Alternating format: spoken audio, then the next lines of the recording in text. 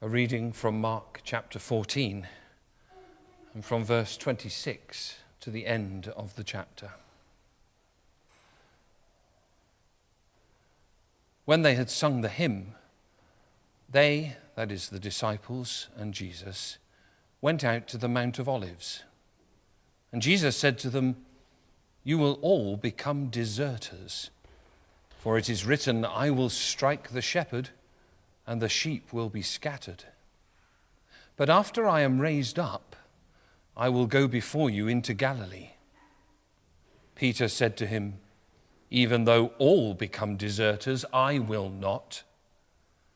Jesus said to him, "Truly I tell you, this day, this very night, before the cock crows twice, you will deny me 3 times. But he said vehemently, "Even though I must die with you, I will not deny you." And all of them said the same. They went to a place called Gethsemane, and Jesus said to his disciples, "Sit here while I pray." He took with him Peter and James and John, and began to be distressed and agitated. And he said to them, "I am deeply grieved, even to death. Remain here and keep awake." And going a little farther, he threw himself on the ground and prayed that, if it were possible, the hour might pass from him. He said, "Abba, Father, for you all things are possible. Remove this cup from me. Yet not what I want, but what you want." He came and found them sleeping. And he said to Peter, "Simon, are you asleep? Could you not awake 1 hour? Keep awake and pray that you may not come into the time of trial. The spirit indeed is willing, but the flesh is weak." And again he went away and prayed, saying the same words. And once more he came and found them sleeping, for their eyes were very heavy, and they did not know what to say to him. He came a 3rd time and said to them, "Are you still sleeping and taking your rest? Enough, the hour has come.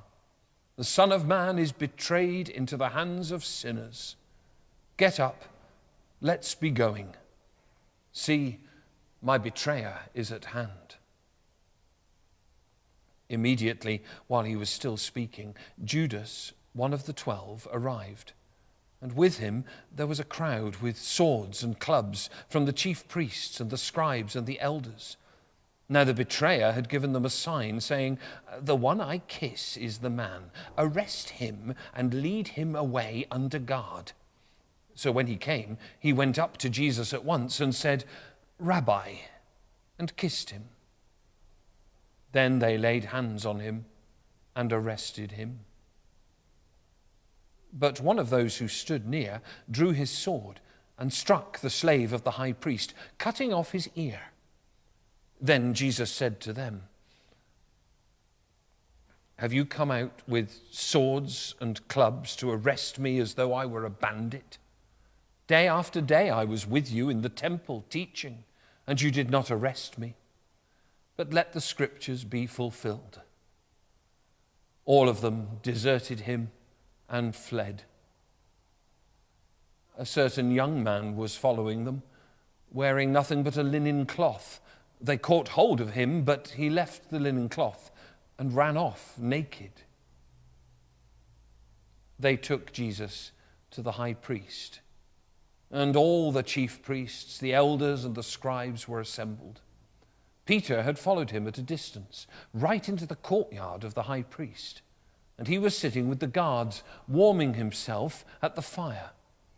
Now the chief priests and the whole council were looking for testimony against Jesus to put him to death, but they found none. For many gave false testimony against him, and their testimony did not agree. Some stood up and gave false testimony against him, saying, "We heard him say, 'I will destroy this temple that is made with hands, and in 3 days I will build another, not made with hands.' But even on this point, their testimony did not agree. Then the high priest stood up before them and asked Jesus, "Have you no answer? What is it that they testify against you?" But Jesus was silent and did not answer. Again the high priest asked him, "Are you the Messiah, the Son of the Blessed One?" Jesus said, "I am. And you will see the Son of Man seated at the right hand of the power and coming with the clouds of heaven." Then the high priest tore his clothes and said, "Why do we still need witnesses? You have heard his blasphemy. What is your decision?"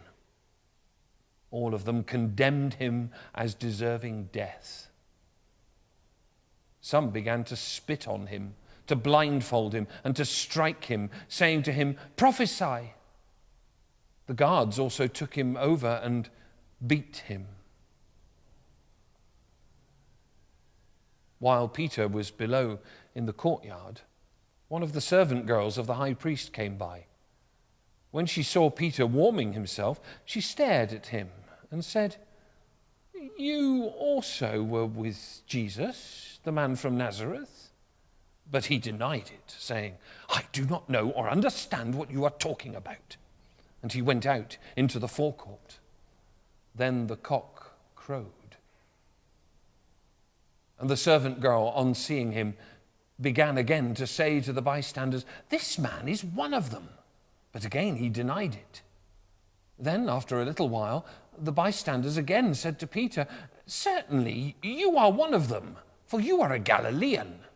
But he began to curse, and he swore an oath, "I do not know this man you are talking about." At that moment, the cock crowed for the second time. Then Peter remembered that Jesus had said to him, "Before the cock crows twice, you will deny me 3 times." And he broke down and wept.